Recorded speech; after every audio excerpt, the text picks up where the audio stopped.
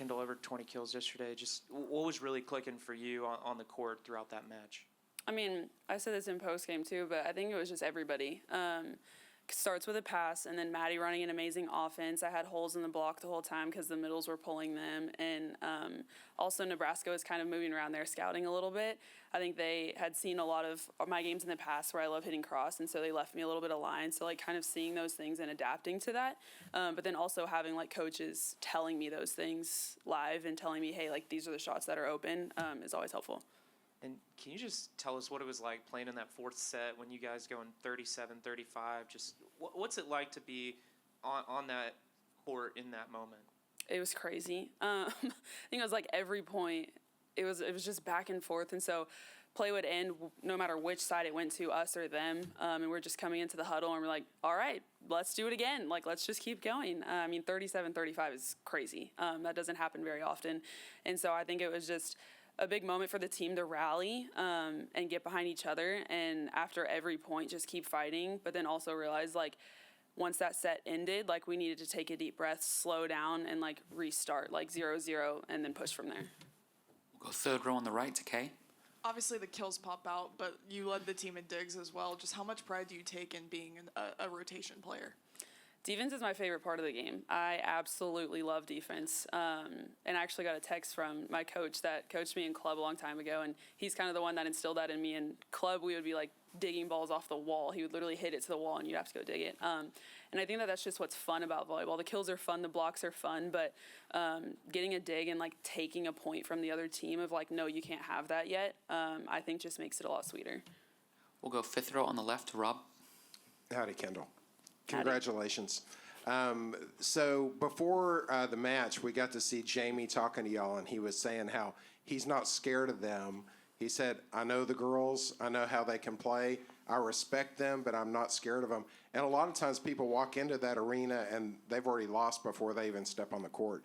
Just talk about what those words meant to you and the mindset even just going into the match. Yeah, I think he said it, and we all believed it, even before the words came out of his mouth. They're an amazing team, genuinely. I mean, you have some All-Americans, some girls who are playing with USA and all that. Obviously, DBK is an amazing coach, too.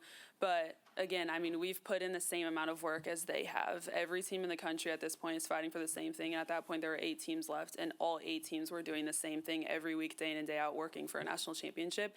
And we knew that that's what they were doing. And we know that they were experienced, obviously. I mean, they hadn't lost a home game since 2022 or whatever it was. And so we knew all these things, which is very respectable. Like, that's an amazing thing for that team to have accomplished. But we also knew that we had been doing the exact same thing, and we have the same goals, and we've been fighting the exact same amount, and also had a very similar lineup. We're both very balanced teams, and so we were like, hey, like, let's just go in there and take it from them. Also, we'll go front row on the right to Travis. Hey, Kyndal, your story is very well documented, but is there any time in the last 48 hours that you kind of thought back on your journey and how you went from where you were last year to the last 24 hours? Absolutely. I mean, the game ended. I'm not an emotional person, and I could not stop crying. I don't know what was going on, and I was just sitting there, and I was like, golly, like, I mean, just in my head was over and over, like, just thanking the Lord. Like, I was like, dang, God, you really brought me out of a medical retirement. Last year I wasn't playing volleyball, and now you're taking me to the Final Four. Like, that's so special. And also just, I mean, the coaches who believed in me to get here, after the game, every single one of them gave me a hug, and was just like, wow, like, you came back and, like, you made it worth it. Like, we're going to go to the Final Four. And that's just so special to think. I mean, if I had been playing last year, it's still cool to go to the Final Four, but I wasn't even playing volleyball. I wasn't even in college. So to come out of that and now be going to the Final Four, I mean, it just makes it that much more special. When you were at home last year, was there ever any thought that something like this could be a reality? I mean, my parents believed it. My parents used to tell me that all the time, and they still do. But I think there's a part of me that, I mean, I'm sitting at home not doing anything, like watching my brother succeed, which was so fun, but I'm just, like, kind of sitting on the back burner. So there's this, like, I just want to get back and play. Like, I think I kind of had little goals the whole time. Like, sitting on my couch watching the Final Four last year, I wasn't really thinking, like, yeah, let me go to the Final Four next year. Like, I was like, how about next year we play? Like, how about next year we go to a college, we get on the court, we start playing again, and we'll work up to that. So I think just kind of skipping a step and be like, no, let's just do it now. It's crazy, but it's amazing to actually be living it. I apologize. I'm sure this has been asked plenty of times, but what was the conversation? How did you get the contact and then come out of retirement with A&M? Yeah, so, I mean, there was a lot that went into it, like working with doctors and everything. There's a lot of like therapy that I had to do to make sure my brain was fully healthy, and we did all the checks and everything's good. But yeah, then I got in the portal and reached out to Jamie.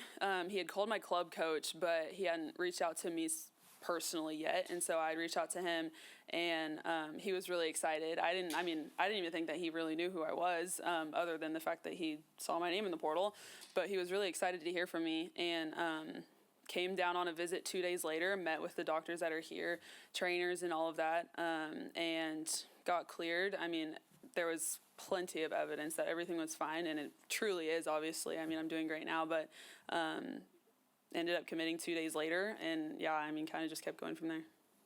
So we'll go third row on the left. How big has it been sort of integrating into this team full of seniors and finding your own spot?